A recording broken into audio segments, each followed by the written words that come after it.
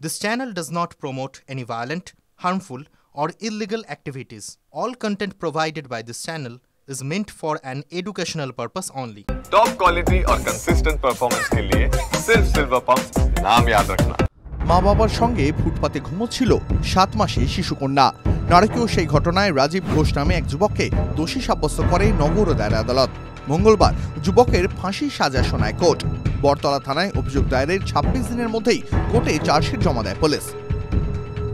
তবে এত সহজে কিন্তু সব তথ্য প্রমাণ হাতের নাগালে চলে আসেনি। এই ঘটনা তদন্তভার ছিল সাব ইন্সপেক্টর মানসী মাইতি রায়ের কাছে। তার নেতৃত্বেই পুলিশের বাকি টিম এই ধর্ষণকাণ্ডের সুরাহা করে। কিন্তু জানেন কি কে এই সাব ইন্সপেক্টর মানসী মাইতি রায়?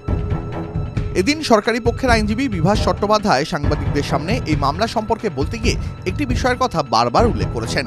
তিনি বলেছেন, আমার মনে হয়েছে কলকাতা পুলিশ ইতিহাস করল, বাংলার বিচার ব্যবস্থা ইতিহাসের অংশ হলো। কেন এমনটা বলেছেন তিনি? পক্সো অ্যাক্টে একে ডেথ সেন্টেন্স দেওয়া হলো, death sentence death until hanged. এই ধরনের মামলায় এখনো পর্যন্ত ডেথ সেন্টেন্স আমরা দেখতে পাইনি, কারণ এখানে মেয়েটি বেঁচে গেছিল বা এখন অবধি বেঁচে আছে।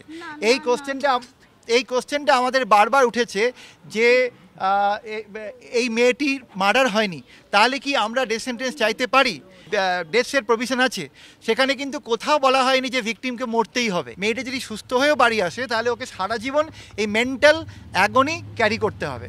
প্রসিকিউশনের তরফে আমাদের তরফে একটা গ্রেট হার্ডেল ছিল যে এই ধরনের কেসের কোনো ইকুইভ্যালেন্ট কেস স্টাডিজ আমরা খুঁজে পাইনি।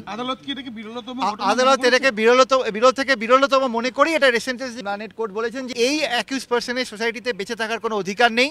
এই মেয়েটির দেহ নিয়ে রীতিমতো খেলা করা হয়েছে এবং এই জায়গা থেকে ডেথ সেন্টেন্স ছাড়া উনি আর কিছু দিতে পারছেন না। 10 লক্ষ টাকা মেয়েটির বাড়ির লোককে দেওয়ার জন্য একটা সুপারিশ করলেন ডিএলএস এর উপরে।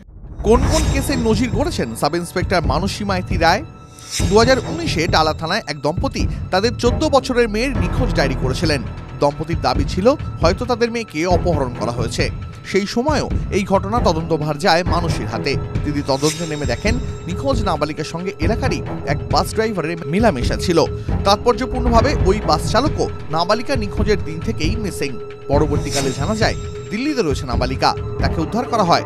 জানা যায় অভিযুক্ত চালক মেয়েটিকে নিয়ে দিল্লি চলে যায়, বেআইনিভাবে বিয়ে করে, তার সঙ্গে একাধিকবার শারীরিক সম্পর্ক স্থাপন করে, কিন্তু পরবর্তীতে সে ওই নাবালিকার সঙ্গে সমস্ত সম্পর্ক ছিন্ন করে।